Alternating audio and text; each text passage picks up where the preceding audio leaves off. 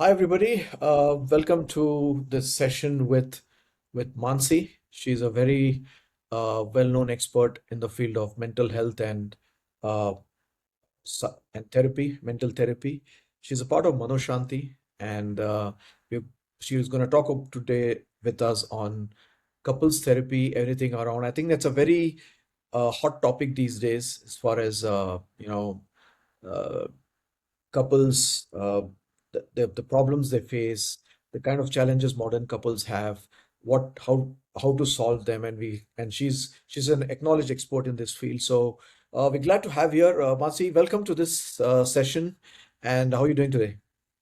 Thanks a lot, Ketan. Thank you for having me on the podcast. I'm doing well, thank you. I hope you're doing well too. Oh, I'm doing great. Yeah.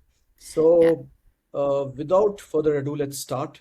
So, why don't we have a quick introduction, Mansi? I'm sure the audience would love to hear more about you, your journey, and what you've been doing, and what brings you here, what kind of drives you. Just love to hear a little bit more about yourself.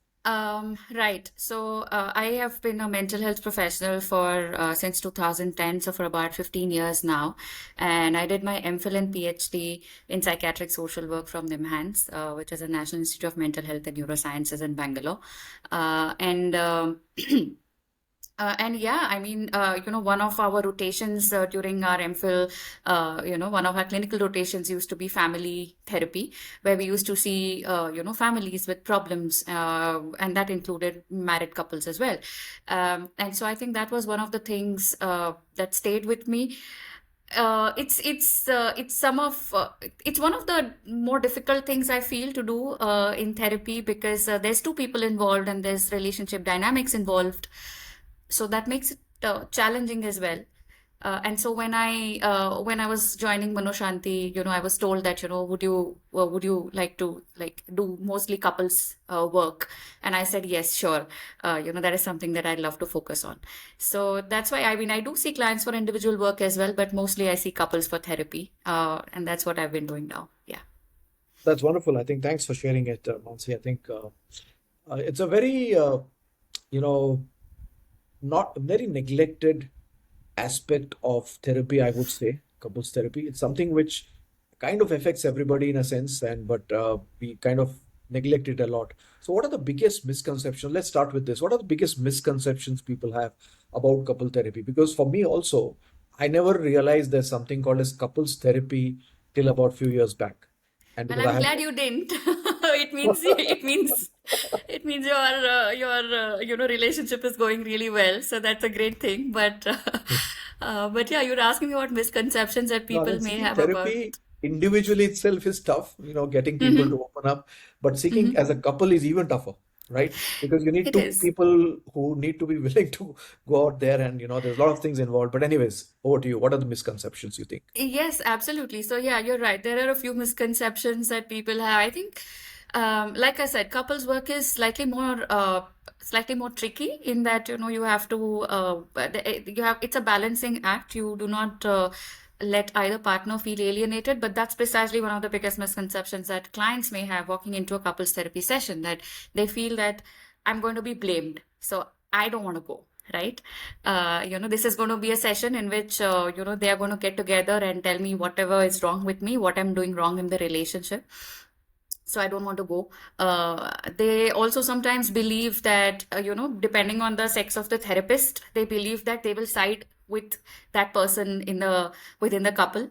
So if it's a female therapist, the husband sometimes does feel that, oh, well, this is she's definitely going to side with my wife on most things. So that's another thing, the fear of blame. That sometimes people walk in thinking that, it's quick fix. Like, you go into a session, you talk about your problems, they give you a solution, and then you're out, and then everything is fine. So that is another misconception. And so it is mainly the couple that does a lot of the work. The therapist is there to guide and facilitate the process, but the work has to be done by the couple. And sometimes, there are people who believe still, even today, like you said, even about individual therapy, right? That how can a third person who doesn't even know me help me, with these kinds of problems? I should be able to solve my own problems. So, so sometimes that is another thing that holds them back. And these are some of the misconceptions that I would say people have about couples then. True, I think you kind of hit the nail on the head. Now, just to follow up on that, what are the three issues modern couples face? I know we live in a very different, uh, continuously 24 by 7, uh, plugged in world, networked world, Hmm. internet world, uh, busy world, chaotic. So, what are the three issues face modern couples struggle with most in your opinion, based on your experience? Um, Great. That's a great question. And I'm not stating these in specific order, to be frank. Maybe the last one is something that comes at the bottom of the hierarchy. But the other two, I would say, I think issues with parents-in-law and managing their expectations is still a very, very big issue, at least in our culture. And people do come with those issues in a marriage. So I think almost all of the couples that I'm seeing currently do have certain issues, and it's not surprising, of course. See, in India, people still sometimes live with in-laws, right? And there is an involvement, and the more the number of people in the family, the more the dynamics there are, and the more complex those dynamics can get. So interpersonal issues within the family, with in-laws. So that is one thing that I do still see currently. The other one, like I said, this is not in any specific order. Stress. So you just described the modern lifestyle, and I don't need to say that it is extremely stressful, especially with with the current couples who are in their middle age. So they are facing job related stress, work related stress, managing kids, and managing aging parents. So this is a kind of very, very difficult situation to be in, and that definitely has an impact on their relationship. So stress, I think, is the second factor that I would say. And now I feel that I have been seeing a few cases of extramarital involvement, where one of the partners, or sometimes both, have had relationships outside of their primary marital relationship, and that, of course, creates a rupture in the relationship. So I would say stress, issues with living with, extended family members or in-laws, and extramarital involvement. Yeah, I think that's pretty much what sums up the modern way of living, right? I think stress you mentioned. I mean, stress is something which is so underlying and something which people take for granted, but it's pretty much the cause for a lot of tension across, whether it's relationships or health. Now, Yes. the other thing you mentioned is communication, right? Hmm. So, we all know that communication is the basis for a very healthy relationship, right? Open communication, and avoiding misunderstandings, I think. So, why do communication gaps grow between couples who seemingly seem to love and respect each other on the outside, but how do they creep in? What generally causes those barriers to come in? This is a wonderful question, and this is a question that I get a lot, even from my couples, that, why is communication so difficult when, I love him or her? And I sometimes feel compelled to point out that these are two very different things, you see. Love is an emotion, communication is a skill. Okay? And just because one is present does not mean the other one is automatically present. And this is not at all to say that good communicate or not having good communication skills is a character flaw. Not at all. But it is a skill at the end of the day. And if there are gaps in that skill, and you need different types of communication with different types of relationships. So if there is a gap there, and if there is if one does not really know how to communicate or how to have difficult conversations, because and a relationship is the place where your communication skills are put through the greatest test, right? Because with your boss you can have a difficult conversation, but that will last for about 10-15 minutes and you'll be done with it. But with your partner, you're going to be living with them 24/7. So unless you know how to have difficult conversations and proper communication, the relationship is going to get into trouble at some point. So yeah, there can be love and poor communication. These can coexist in a relationship. It's just a matter of skill. If you learn how to communicate better, I think uh, it removes that gap, and the love was always there. So yeah, there you have it.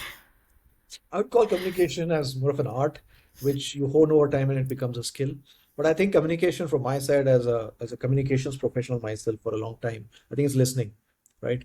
You know, Hmm. couple say if I would if only he or she would listen to me, I mean that's where I think that's when people say that the communication, I can't communicate. Yes, yes, I agree. Listening is such an important part, and listening to understand, not to respond, Listening not to say that, Acha, I know now he is going to come up with this, and my response is ready for this argument.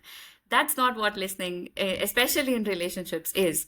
Listening is to understand what the other person is really trying to tell you. So listening is an extremely important part. You're right. Yeah.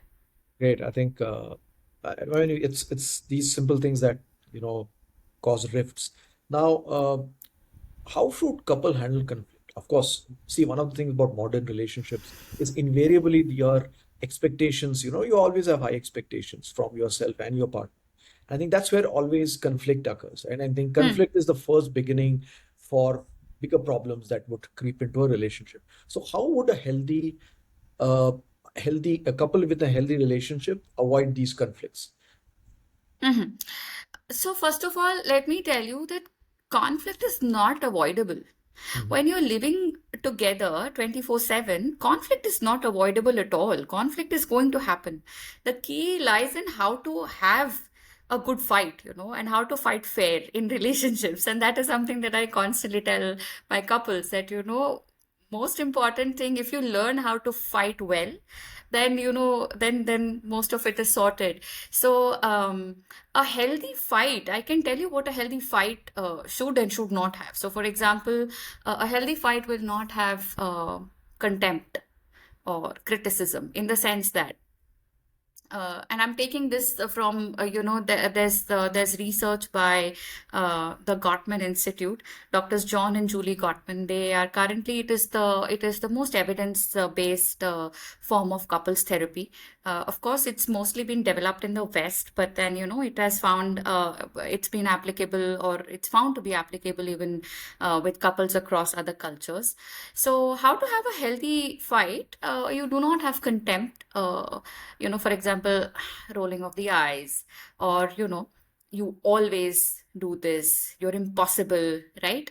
So the moment you say that, you're putting the person in a corner where from there the person has to defend himself or herself and come out, and so then there's going to be something that's going to be flung at you at that point in time. So it doesn't have contempt, it doesn't have hostility, uh, you know it doesn't have dismissive behavior. So for example, when your partner is trying to bring up something that's been bothering them, you are not like, here he comes with the same thing again. So that's being very dismissive, or sometimes very defensive, that you're they say offense is the best form of defense sometimes. So people are ready to charge, that okay.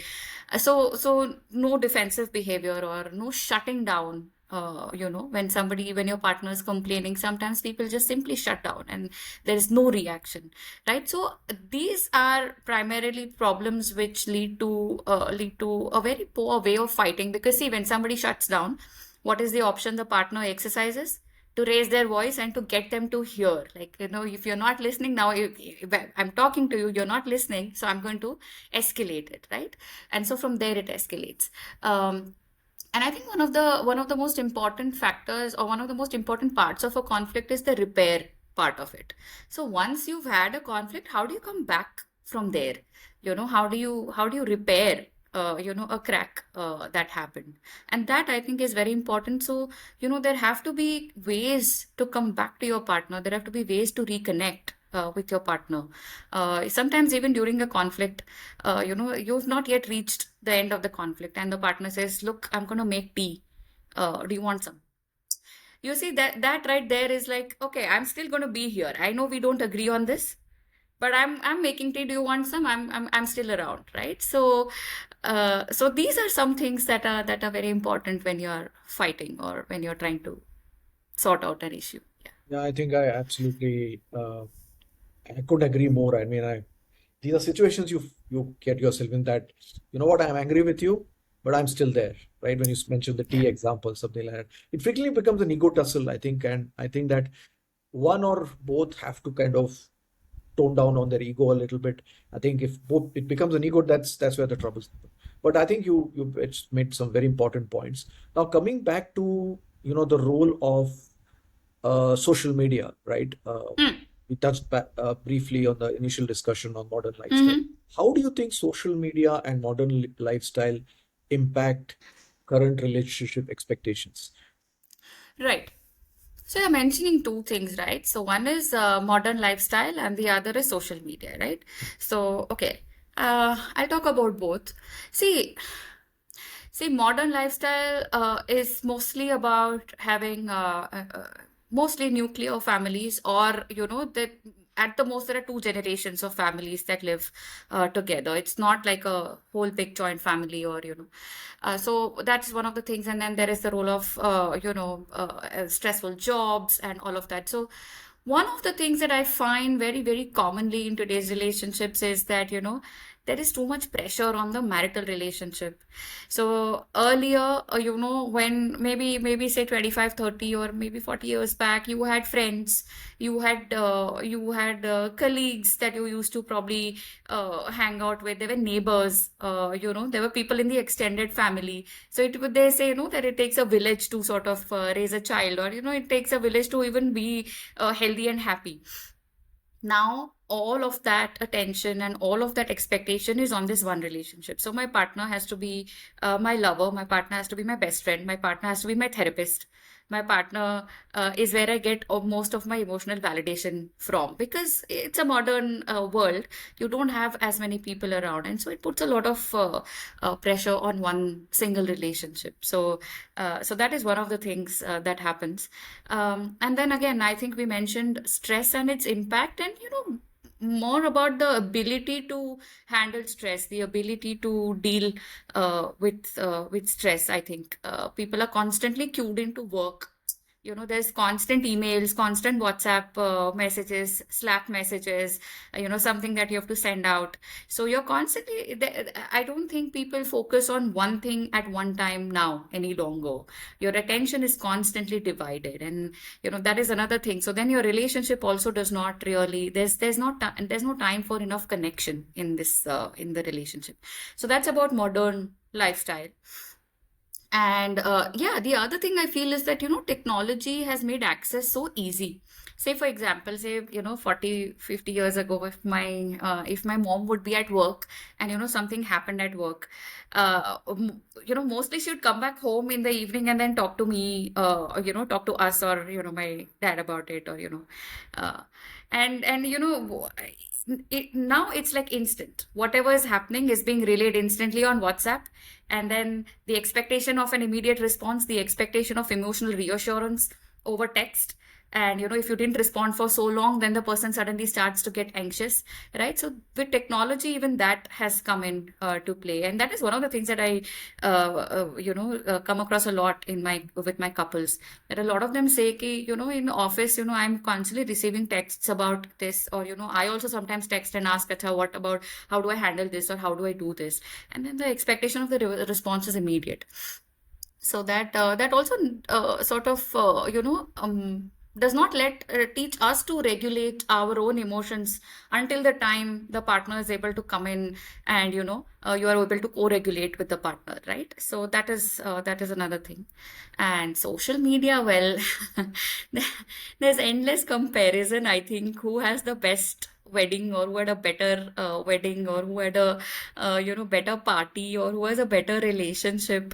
So there's endless comparison, and you always feel less than when you go on social media, and especially on Instagram, you're looking at reels and all.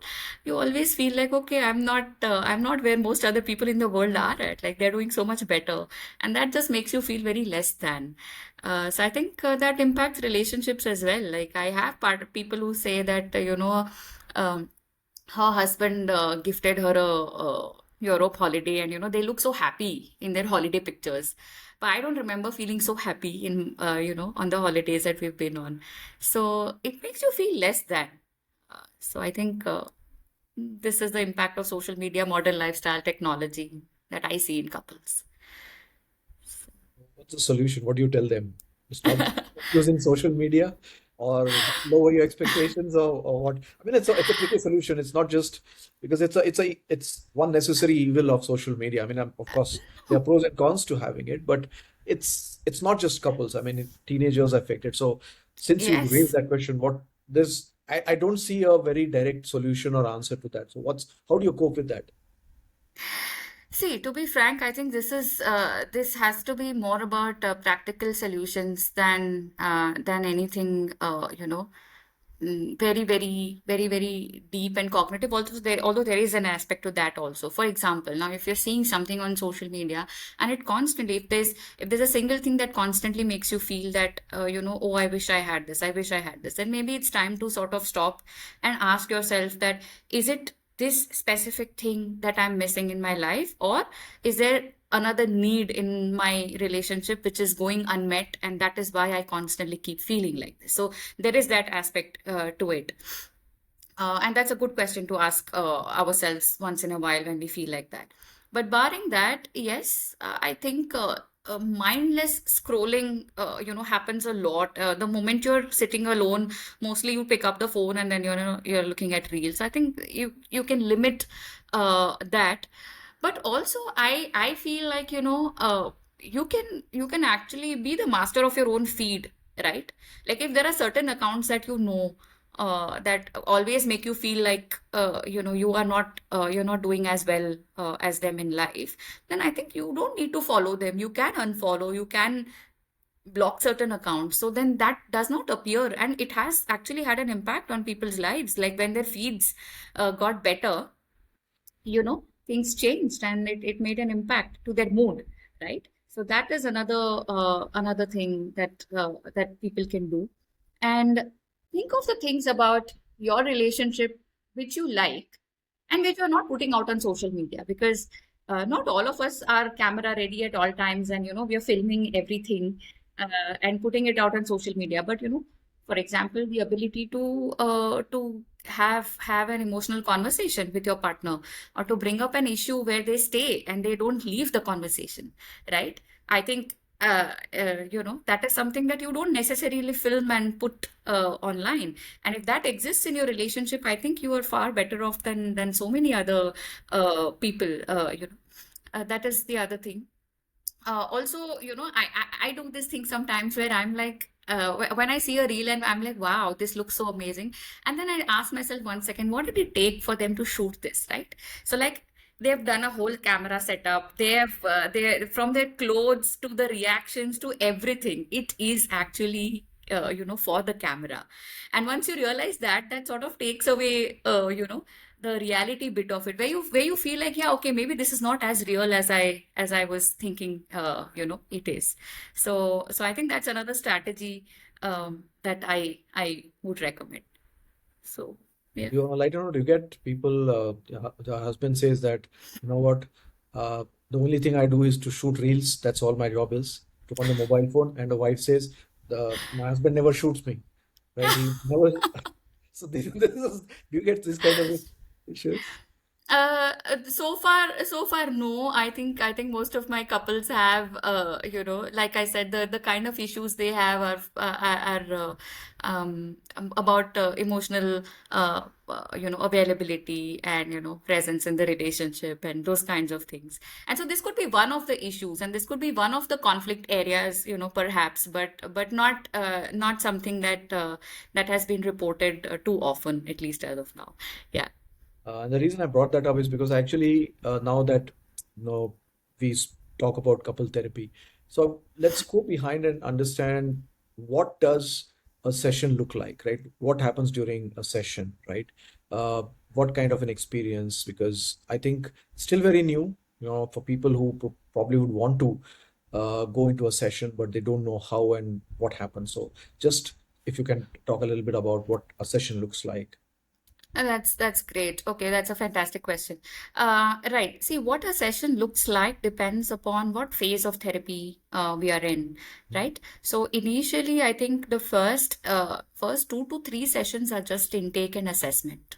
All right. So I will be just asking them a lot of questions. So since how, for how long have you been in a relationship? For how long have you been married? Do you have children?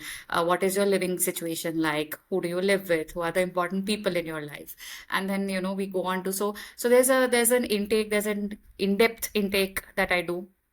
And then I ask each of them about, okay, what are the three most important problems that you see in your relationship? Or, what are the three important things that you would want to work on in your relationship? So this is just me trying to get to know each of the partners, right? So first 2 to 3 sessions are just intake and assessment.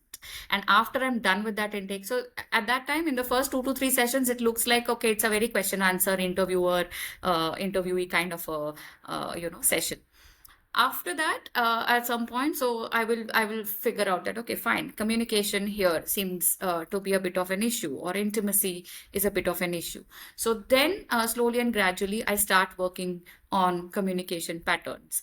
In the meanwhile, we may also get other psychological assessments done to understand their personality types, or sometimes to understand if there's any avoidance that's going on in the relationship, or uh, you know sometimes there can be attachment issues that can come into play. So once I get those assessments, I give them feedback about those assessments, that look, this is how you typically tend to react in conflict situations, and so we may want to work on that. So once we've reached that point, that is when I start the work of getting them to speak with each other in the sessions. So typically I sit like this, and the husband or the partner, one partner sits like this, and one partner, so they're facing each other, and I'm facing like both of them. And it's funny because they're not used to talking to each other in sessions, so they constantly will talk to me. So I have to constantly tell them, no, you tell this to your partner, you tell this to your partner, right? So then we start. Then sometimes I discover that one partner has difficulty regulating emotions. They get very, very emotional during the session. So at that time, my role is to actually stop that discussion and say, okay, can you? Teach them self-soothing techniques. I ask them to use the self-soothing techniques in sessions so that they feel calmer. Because no conflict discussion, no contentious issue discussion can happen when one of them is, um, in a fight or flight kind of a state, right? When they are very, very angry or upset, it can't happen. So then I teach them self-soothing techniques. They employ them there. Once they're calm, I offer them some water. And then you're like, okay, we need to get back into this. So, and then I say, this is exactly how you need to practice it back at home, right? So, and then I tell them, okay, what are some of the contentious issues you want to discuss with your partner? Bring them. And then sometimes I give them a list of what a listener's job is and what the speaker's job is, right? And then they read that, and then they try and express the problem based on that. So they're not allowed to use the word always, never. If they do it, I stop them there and I say, no, can you reframe this? You know, how do you? So when you said about communication, right? So we teach some of those skills, in session. And then I ask them to go back and practice it and come back. And so that is what sessions typically look like. Sometimes they do become very volatile, but like I said, most often, we are able to sort of, calm them down in session, and then we move Now, going a little deeper on that, on. that's wonderful. I think that's a because it's a tag team, right? At the end, it's two people, you and your partner working together. It's that makes it more interesting or more difficult also because it's you're relying on your emotions and your partner's emotions together, and that make. Hmm. But then, as I said, say how if there are how if the issue is a lot deeper, say related to trust or in, Hmm. for example, right? And it's on the verge of breaking up, right? Hmm. What does the can a relationship still sustain and mend in spite of such a deeper uh, cog in the relationship like that? And if yes, what does the healing process look like? Yeah, that's another great question. So yes, to give a short answer, uh, to whether relationships can recover, yes, they can. They can recover from a breakdown of trust, which is usually caused by infidelity, emotional or otherwise, right? They can recover. But one of the things that I'd like to put out there is that both partners have to be then ready to work on it. And a lot of times when they come into therapy, they are not sure, because initially, once when the partner that has been cheated on, right, when the betrayed partner finds out about it, there's a lot of shock, there's anger. And to be frank, like if it's been a really long relationship, they themselves don't know what they want to do next, right? So and that's also where therapy can help. So therapy is, in a sense, a process of also gaining a lot of clarity about yourself, your partner, and your relationship. It's not just a quick fix for things, but you gain clarity through therapy. So a lot of times when they come in, and if you ask them, so what do you want to do about this? And they'll be like, no, I don't know what I want to do. So then that's a cue that, yeah, there needs to be more clarity to this. And so we provide a lot of space, so, and you said what the healing process would look like, right? So one of the first things to do is to, first of all, calm the crisis down, right? And one of the first things that I ask the partner who had strayed is that, are you still, is that affair, emotional or otherwise, is it still ongoing? Because if it's ongoing, then I cannot undertake therapy for the most part. I cannot, because then which relationship am I trying to save? Which relationship am I trying to work on? Right? When then one partner is involved with two different relationships. But if they say that no, that relationship has ended, right? And so then we begin to work on these things where we say that fine, once that affair has ended, we give a lot of space and time to the betrayed partner to process their feelings about it. So there's hurt, there's anger, there's shock, there's disbelief, there's anger. So all of that, we give them a lot of time to process that. And while they are processing it, the partner who has strayed has to be present, right? They cannot check out. They have to be present. And then the next step would look like the partner who strayed assuming full accountability and responsibility for the straying bit of it. So this is not with an intent to punish them, but for them to say that yes, this was I went outside the bounds of our relationship. And then we look at what might have caused some of these things. So was it just poor boundaries? Was it an unmet need in the relationship? Was it trying to seek validation from other sources, right? So what was it that led to it? And then we try to rebuild. So rebuilding trust is, whenever there's a break of trust, the relationship is going to be rebuilt. It is not going to be like whatever happened in the past, we forget it and then we move on. That does not work. So it has to be rebuilt, and the new relationship that you are building with the same two people is ideally stronger, than the earlier version of it. And so rebuilding trust happens with mostly with consistency in emotional availability, consistency in transparency, right? So your phone is not at all times password protected, right? If your partner does want to, because there has been a breach of trust, right? So to rebuild that trust, you are going to have to be completely transparent with your partner. And so once they keep doing that, and there's repetitive or repeated consistency, then the other partner who was betrayed sort of starts to feel safe again in the relationship, and that is how it is rebuilt. So it's a long process. Yeah. Well put, Mansi. I think you also highlighted, I think it's probably the most important thing. If a relationship can survive a tsunami like that, I Yeah. think it is. Yes, some of the strongest relationships at some point are those that have gone through something like this and have Mm. processed it and then come out on the other side, Yes, and then they are very strong. yes. So, I mean, that really cements strengthens the relationship, or it breaks it. It's a make or break thing.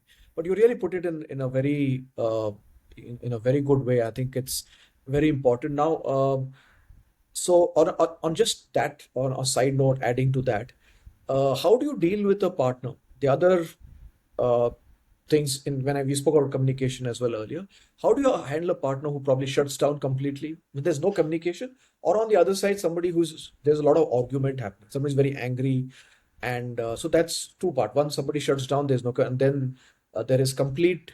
I mean, there's communication, but it's not really communication. It's more anger and where there's nothing worthwhile happening. How do you handle both of those? Maybe a very common thing which you might encounter with. couples say, my partner doesn't talk, he's just completely gone on he or she has gone on a defensive, and my partner, I can't even talk to him or her. They just argue and throw tantrums and anger. How do I talk? So, Right. Right. Yes, this is pretty commonly identified in couples work, mhm. that one partner has the tendency to sort of shut down and not really engage, and the other partner engages too much, and probably escalates things when they don't sort of get a response.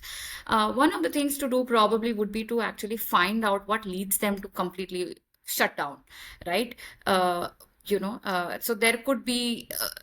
Uh, they could have signs of avoidance in the way they deal with certain things, right? Like they are not comfortable around conflict, and so the best strategy that they have learned from their childhood or from their young adult years is to sort of just avoid conflict, just keep quiet, and it will disappear on its own.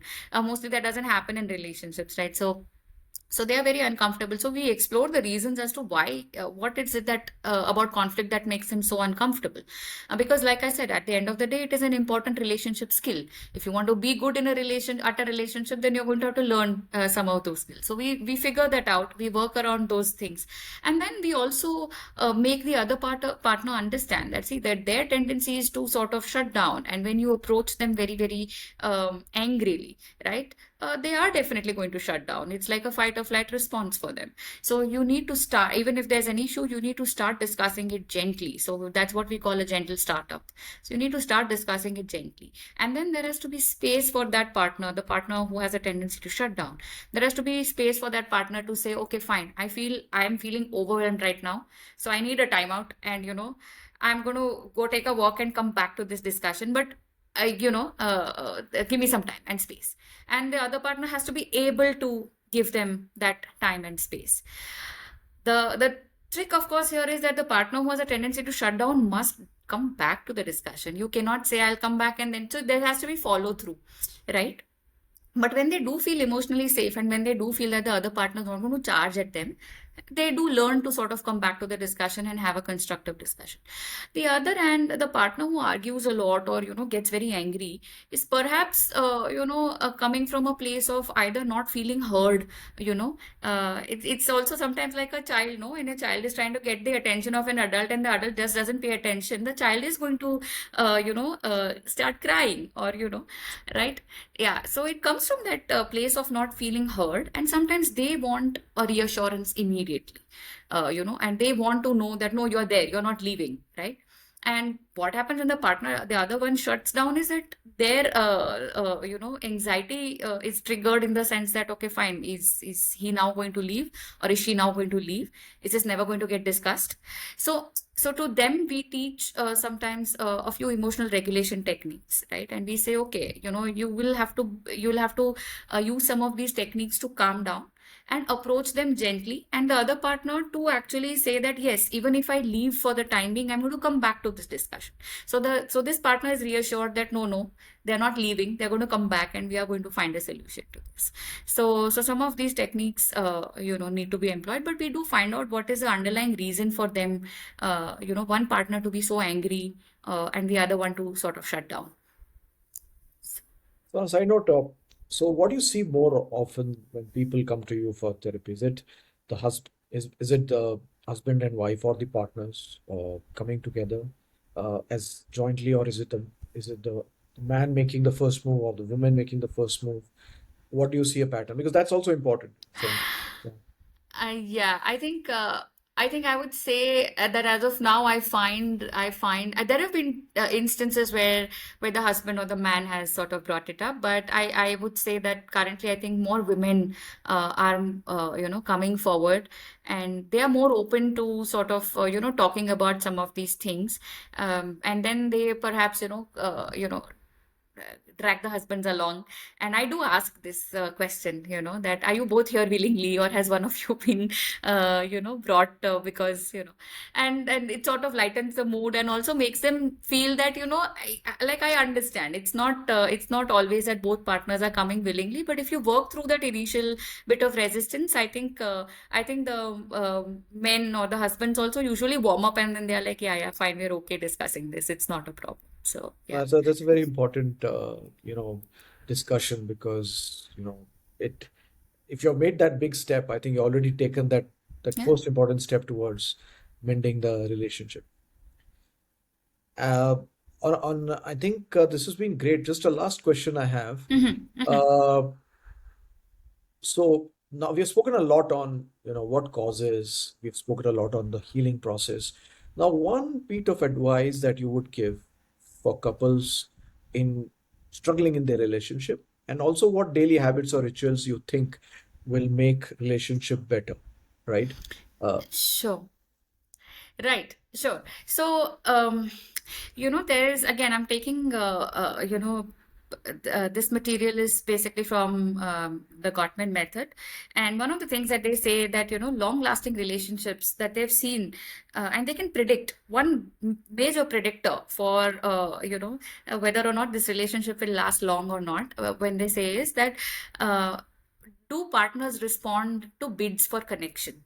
Okay, so when a couple is sitting together and one of the partners says, hey, look what's happening there on the street, and the other partner is on the phone and does not respond or says, yeah, what, or the partner says, what do you mean? What's happening? And they get up and join their partner out on the balcony. See, that is responding to a bid for connection. The first partner just made a bid for connection and said, hey, come look what's happening. So, if that signals a sort of, connection between the partners, right? So if that is missing, they say that, this relationship, if it's consistently missing, then they say that, okay, this relationship is going to run into some kind of trouble at some point in time, right? So respond to your partner's bids for connection. I think there is this useful trend, at least sometimes on social media currently, that I'm seeing. It's something, it's called the bird story or something like that. And one partner just tells, that, hey, I saw a bird today. And the other one who's doing something immediately turns around and said, bird? What kind of bird? Right? And so that is you responding to your partner's bid for connection. So that's one thing. Respond to each other, stay connected to each other. There should be some curiosity about your partner. Also, when people live together for many years, no, they believe that they know everything about the other person, which is not necessarily true, because people are constantly evolving, right? So one other thing that you should do is update your sort of love map of the other person. Like, I knew this person 10 years ago and he or she was like this, but in 10 years a lot of things might have changed. Maybe his likes and dislikes have changed. So have you been curious and have you asked them about it? Or when this conflict happened in the office, what did that make you feel like? And how did you deal with it, right, in the moment? So you be a little more curious about the partner as well. um, so that is something. And yes, of course, on a daily basis, or at least on a weekly basis, connect without your phones, because that is a constant source of distraction, like we discussed, right? So Absolutely. connect without your phones, and maybe have a stress reducing conversation, is what they call it. So once a week, it's just the husband and the wife, and they get together and talk about, Acha, what's happening. It's like a check-in. Okay, what's happening in your life, what's happening in mine, and how are you feeling just generally about things. So have that connection, because like we just discussed, there are so many things that you're involved in nowadays, that there's very little time. So update your love maps, have a stress reducing conversation, and respond to to bids for connection that your partner makes. So I think these are some of the things that I can recommend. Oh, love, I'm learning lots of new stuff I've learned today, love maps. I love, maybe offline, I'll want to know what that is. But the last thing you said absolutely resonates. I think switch off your digital devices and Yeah. just spend time. Not just husband and wife, but kids and parents. And I Yeah. think it's such a simple thing, but we just don't do it. But anyways, wonderful discussion, Mansi. Just a final word from you for for couples, for husbands, wives, partners, spouses who are going through a bit of a troubled phase in their relationships and what probably would want to consult a therapist like you, but maybe are hesitant to take the first step. Like we discussed, the first step is the biggest step. So, what advice you would have, and what would make them comfortable to approach somebody like Yeah, so I think one of the things that I can tell you is that therapists already know that people are uncomfortable coming into therapy. You know, Mm, we are already aware. mm, So one of the things that we always try to do is to try to make it as easy and as simple as possible. And of course, there's always, I mean, it's something that you can try, and if it doesn't work for you, you can always either change. See, this is also a trial and error process. Sometimes one therapist works for you, and the same therapist may not work for a different couple. So it is actually a process of finding a good fit. There are times when people tell me, don't be offended, but I didn't want to come here, and I'm like, but I'm not at all offended, it's totally fine. And if you still wish to not continue, that is always an option. So there's nobody, and it is genuinely a judgment free space. That is something that all therapists learn. So there's not going to be any judgment on you, no matter what your thoughts, or no matter what your feelings are. So yeah, try it, take the first step, see how things go. And if it's problematic, you can always switch therapists, or find somebody else that works best for you. So yeah. what is Manoshanti's distinct differentiator in this? Why would they come to Manoshanti? I would say that our USP is that, yes, we do hire, when we our therapists are genuinely very, very well trained, and that's our USP, to be frank. We do not compromise on quality of work that our people do. So I think, yeah, I think that is the thing. That's why people should come to Manusha. As simple as that. And I Yeah. think that's the most important thing in the end. Thank you. This was great, Mansi. I think I had a wonderful time, some new stuff, and I think that it definitely helps. I'm trying to look at it from a new perspective now. Thank you for all your wonderful thoughts and all the feedback that you have given. Uh, Thank you. Yeah, thanks a lot. It was lovely chatting with you, Ketan. Yeah. Thanks, Mansi, and have a great day. Yeah, you too. Take You care. too. Bye-bye. Yeah. Bye.